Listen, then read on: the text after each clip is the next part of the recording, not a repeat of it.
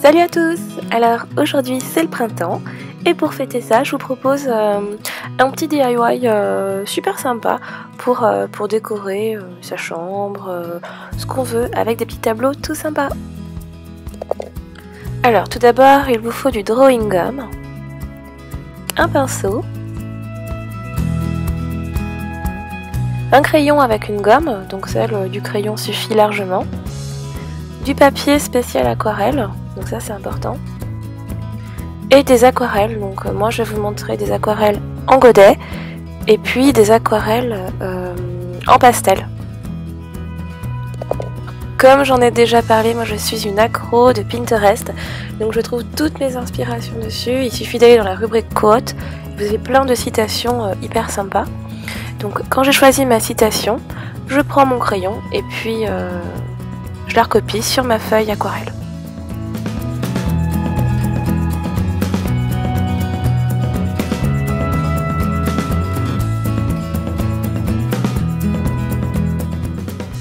Pour un rendu beaucoup plus sympa, n'hésitez pas à varier les styles d'écriture.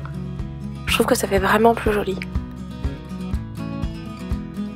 Et maintenant, je trempe mon pinceau dans le drawing gum et je vais repasser toutes mes lettres, tous mes mots. Donc là, quand je fais ça, je ne vais pas dans le sens des lettres, c'est-à-dire que je ne fais pas comme si j'écrivais, mais je pose un petit peu de matière que je vais étirer sur mes lignes, sur mes boucles, de manière à avoir de beaux arrondis, et parce que justement, ce qui sera sous ce drawing gum, ce sera tout ce qui restera en blanc.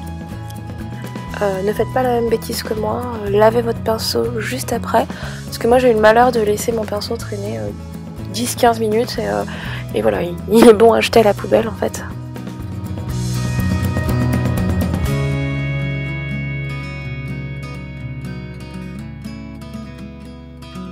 Et quand on a terminé, on laisse sécher le drawing gum. Donc quand il sera sec, il aura un aspect un peu collant au toucher. Et c'est signe que ce sera bon, on pourra passer notre aquarelle dessus.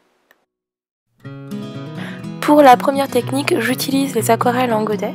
Donc un premier, alors c'est pas obligatoire, mais moi j'aime bien faire ça. Je commence par inonder ma surface avec de l'eau claire. Donc je ne recouvre pas toute la feuille, mais uniquement ma citation. Je voudrais laisser un cadre blanc tout autour. Donc je ne mets que de l'eau claire, je mouille bien ma feuille, et ensuite je vais venir prélever de la couleur. Donc je fais un petit mélange sur la palette, mais c'est hors champ. Je mélange un peu de turquoise avec une touche de jaune pour avoir un mint qui tire légèrement vers le vert. Donc je mets mes couleurs, vraiment je les dispose de manière aléatoire. Si jamais j'en ai mis un petit peu trop, je prends un papier et j'absorbe l'excédent de couleurs. Alors par contre, ce que j'ai fait sur cette page, c'est beaucoup trop clair, hein. Par la suite, je vais venir ajouter un peu plus de couleurs parce que sinon le blanc dessous ne se verra vraiment pas. Donc intensifiez quand même légèrement la couleur. Pour la deuxième technique, avec les pastels néocolores, cette fois-ci je ne mets pas d'eau sur mon papier, mais j'applique directement les couleurs sur le papier. Donc je prends du bleu clair, du turquoise et du jaune.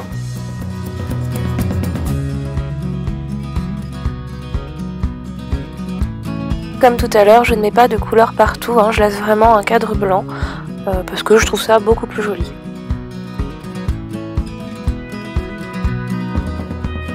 Ensuite de l'eau claire avec mon pinceau pour étaler toute la couleur. Donc voilà, j'adore hein, parce que les couleurs se mélangent et ça fait vraiment très beau.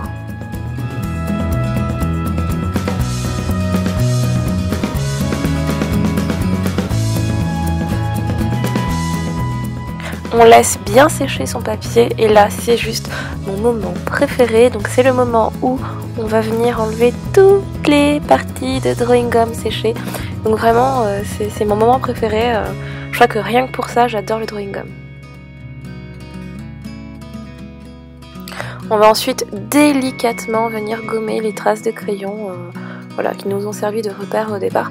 Donc je dis bien délicatement parce que si vous y allez trop fort, vous risquez d'enlever de la couleur et on verra moins bien vos phrases.